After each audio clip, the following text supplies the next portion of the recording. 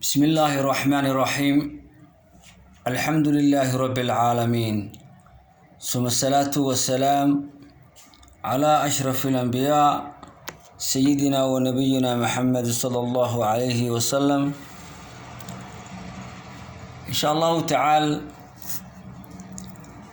waxaan halkan ku soo gudbin doonaa qaybtii saddexaad hadduu Ilaahay yiraahdo ee aan kaga hadlaynay taariikhdii ama siiradii Abu Bakr radiyallahu anhu.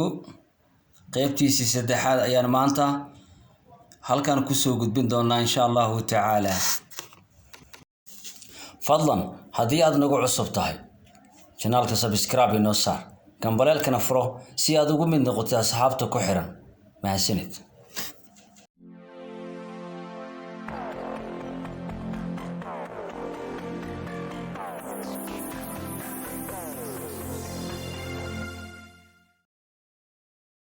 bismillah.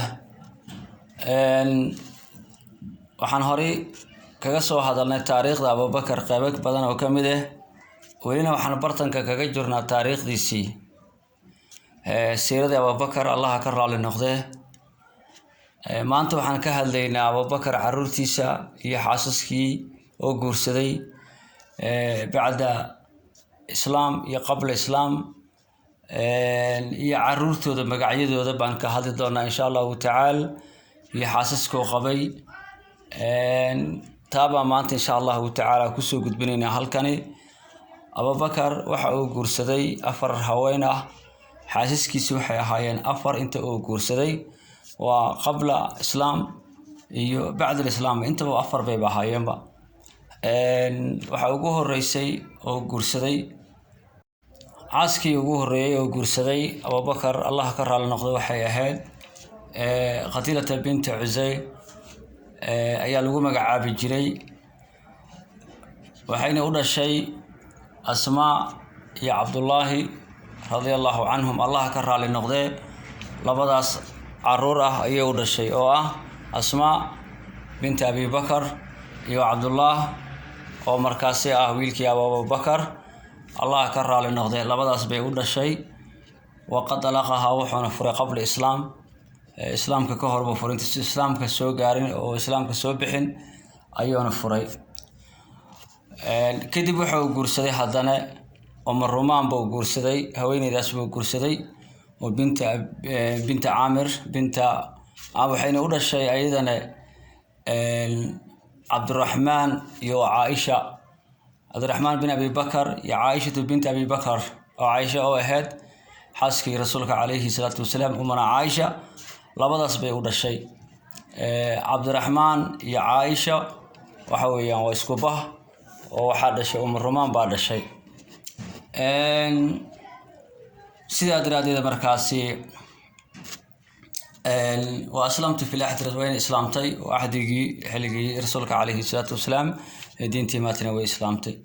وهويني دي مركاسي أيضا رسولك وجو بشاري كم بذهاد ومرمان جنة ذاتك اللي وجو بشاري بيهاد أيضا رسولك وجو بشاري وأمنا عائشة هو يديت. كذب أبو بكر وحي قرصده من أسماء بنت عميس gabadha la oran jiray ayuu guursaday. gabadhaas Asma waxa ka shahiiday maaragtay oo ijtihaad ugu dhintay sawjkeedii oo Jaafar bin Abi Talib radiyallahu anhu Allah ka raali noqday ayaa ka shahiiday. marka waxa guursaday markaasi Abu Bakr Allah ka raali noqday. Abu Bakr Sadiq ayaa guursaday Asma oo ka shahiiday Jaafar bin Abi Talib, waxayna u dhashay Muhammad bin Abi Bakr radiyallahu anhu. inta kadib wuxuu Abu Bakr xaaskii afraad oo guursaday waxay ahayd Habiba. intaan Habiba soo galin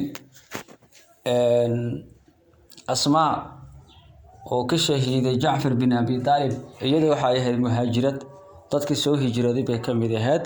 waxaana qabay saxaabigii Jaafar bin Abi Talib oo ka shahiiday, marka ay muhaajirad bay ahayd. haddana wuxuu guursaday Abu Bakr Allah ka raali noqday Habiba, haweeney la oran jiray Habiba. iyadana waxa ay u dhashay Umm Kalthuma ayay u dhashay bacda wafaati nabiy sallallahu alayhi wasallam markuu rasuulka geeriyooday kadib ayay dhalatay Umm Kalthuma ayada ma ahayn saxaabiyad waxay ahayd taabiciyad bay ahayd shanta kalena awlaada Abu Bakar waxay ahaayeen saxaabi Asmaa wa Abdurrahman wa Abdullah wa Aisha wa Muhammad Allah ka raal noqdo dhamaantood waxay ahaayeen saxaabo oo rasuulka ay ku soo gaareen rasuulka alayhi salatu wasalaam ay ku soo gaareen shantaas waxay ahaayeen saxaabiyiin ama Umm Kalthuma iyada waxa ay dhalatay bacda wafaati nabiy sallallahu alayhi wasallam nabigeena naxariisi nabadgelyo dushiisa ha ahaatee gadaashiis markuu geeriyooday kadib ayay dhalatay marka iyada waa taabiciyad weeyaan Umm Kalthuma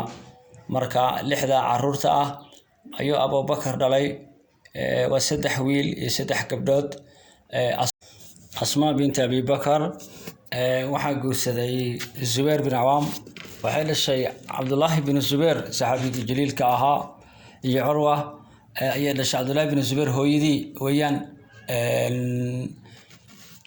Asma Aisha waxa guursaday umana Aisha waxay ahayd sawjkii xabiibkeena rasuulkeena sallallahu alayhi wasallam Umm Kalthumna waxa guursaday Talha bin Ubaydillah sidaas ayaa mataqaana gabdhihii Abu Bakarna ay xaasaska nimankaasi ay saas u kala qabeen waa Zubair bin Awam Asma wa Abdullah bin Zubair iyo Urwa ay u dhashay Urwa iyo waxa Aisha waxa qabay rasuulkeena alayhi salatu wasalaam Umm Kalthumna Talha bin Ubaydillah baa guursaday insha Allah ta'ala inta ma maanta ku soo koobaynaa qisadii ama taariikhdii aan kaga hadlaynay Abu Bakar radiyallahu anhu way fiican tahay in taariikhda islaamka iyo siirada saxaabada iyo taabiciinta in la barto way fiican tahay qofka muslimkana way u wanaagsan tahay lianna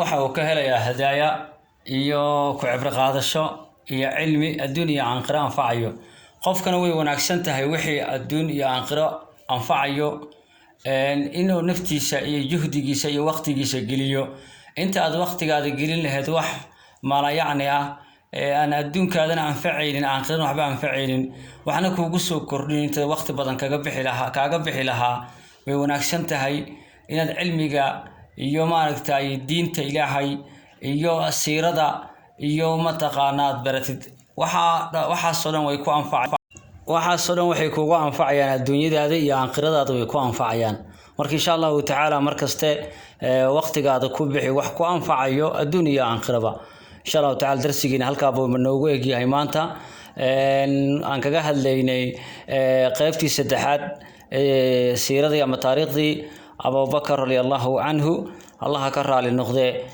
insha Allah ta'ala darsigeena xiga waan haduu Ilaahay inta dib ugu kulmi doono waxaan idinka tagayaa sida iyo nabadgelyo wassalaamu calaykum waraxmatullaahi tacaala wa barakaatuh